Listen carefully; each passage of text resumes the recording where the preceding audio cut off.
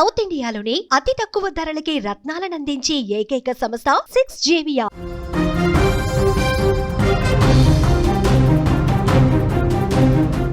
దేశ ఆర్థిక వ్యవస్థపై ఒకప్పుడు అమెరికా అధ్యక్షుడు డొనాల్డ్ ట్రంప్ చేసిన డెడ్ ఎకానమీ వ్యాఖ్యలకు భారత ప్రజలు ఇప్పుడు గట్టిగా కౌంటర్ ఇస్తున్నారు.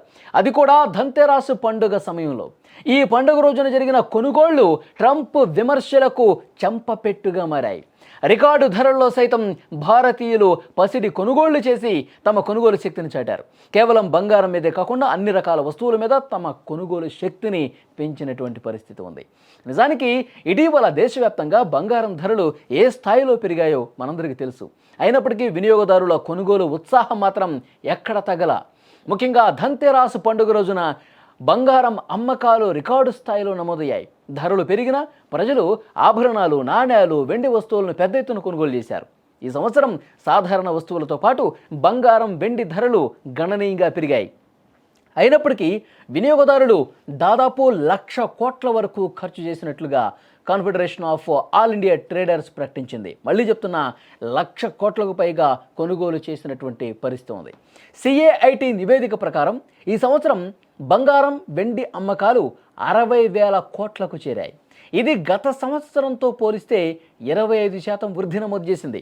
బంగారం ధర 10 గ్రాములకు ఏకంగా 1,30,000 దాటింది. అలాగే వెండి ధర కిలోకి 1,80,000 రూపాయలకు పెరిగింది. ఈ భారీ ధరల మధ్య కూడా వినియోగదారులు ఎక్కడా కూడా వెనకడుగు వేయటం లేదు.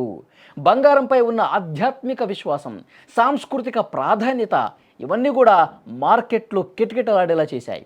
దేశవ్యాప్తంగా ముఖ్యమైనటువంటి నగరాల్లో ఢిల్లీ కావచ్చు, ముంబై కావచ్చు, బెంగళూరు కావచ్చు, చెన్నై, ఇలా అన్ని మెట్రోపాలిటన్ సిటీస్లో ఆభరణాల మార్కెట్లు రద్దీగా మారినటువంటి పరిస్థితి ఉంది. ఢిల్లీలోని వెండి మార్కెట్లలో ఒక్కరోజు వ్యాపారం 10,000 కోట్లకు పైగా నమోదైందంటే ఏ స్థాయిలో వినియోగదారులు ఈ బంగారం, వెండి కొనేందుకు ప్రయత్నం చేశారనేది అర్థమవుతుంది. బంగారం, వెండి మాత్రమే కాదండి, పాత్రలు కావచ్చు, ఎలక్ట్రానిక్ ఐటమ్స్ కావచ్చు, మతపరమైనటువంటి వస్తువులు కావచ్చు, వాహనాలు కావచ్చు, గృహ అలంకరణ వస్తువులు కావచ్చు, ఇవన్నీ కూడా విపరీతంగా కొనుగోలు చేసినటువంటి పరిస్థితి ఉంది. బంగారం, వెండి, ఇతర వస్తువులతో కలిపి మొత్తంగా ఈ సంవత్సరం 1,00,000 కోట్లకు పైగా అమ్మకాలు జరిగాయి. గత సంవత్సరం 2024 సాధారణ వస్తువులు, బంగారం, వెండి వస్తువులు దాదాపు అన్నీ కూడా 60,000 కోట్లు అమ్మకాలు జరిగితే కేవలం బంగారం, వెండి ఆ మొత్తాన్ని దాటేసింది ఈసారి. అన్ని వస్తువులు కలిపితే 1,00,000 కోట్లు దాటిందనమాట. బంగారం, వెండి పోయిన ఏడాదితో పోలిస్తే ఈ ఏడాది ఆ సంఖ్య దాదాపు రెండింతలైనటువంటి పరిస్థితి. ఈ సంవత్సరం బంగారం అమ్మకాలు 20 నుంచి 35 టన్నుల వరకు ఉన్నాయని నివేదికలు చెప్తున్నాయి. ఈ ఏడాది పెరిగిన ధరల మధ్య కూడా వినియోగదారులు ఎక్కడా కూడా తమ ఇంట్రెస్ట్ తగ్గిన పరిస్థితి లేదు. సో పెరిగినా పెరగకపోయినా మాకు సంబంధం లేదు, మేము బంగారం కొనాల్సిందే, మేము వెండిని కొనాల్సిందే. ధన్తెరస్ సందర్భంగా మాకు చాలా సెంటిమెంటు, మా సంప్రదాయం బంగారం ఆభరణాలు కొనుగోలు చేయటం.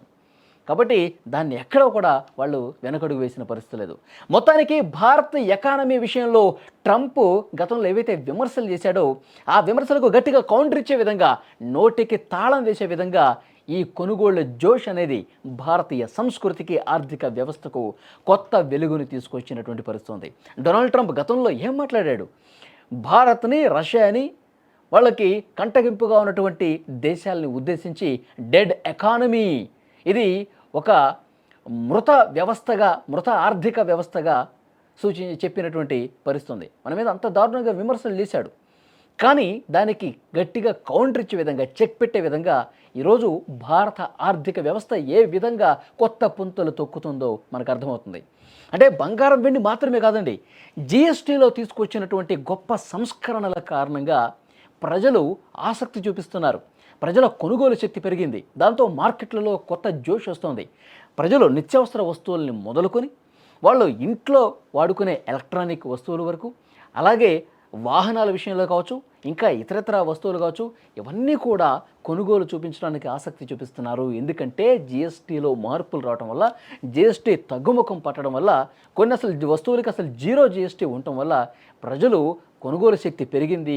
వాళ్ళు మిగిల్చుకున్నటువంటి ఆ డబ్బుల్ని ఇంట్లో వస్తువులు కొనుగోలు చేసే ప్రయత్నం చేస్తున్నారు. దానివల్ల దేశ ఆర్థిక వ్యవస్థ మరింతగా బలోపేతం అవుతుంది. ప్రభుత్వానికి కూడా ఆదాయం సమకూరుతుంది. మనీ అనేది రొటేట్ అవుతుంది.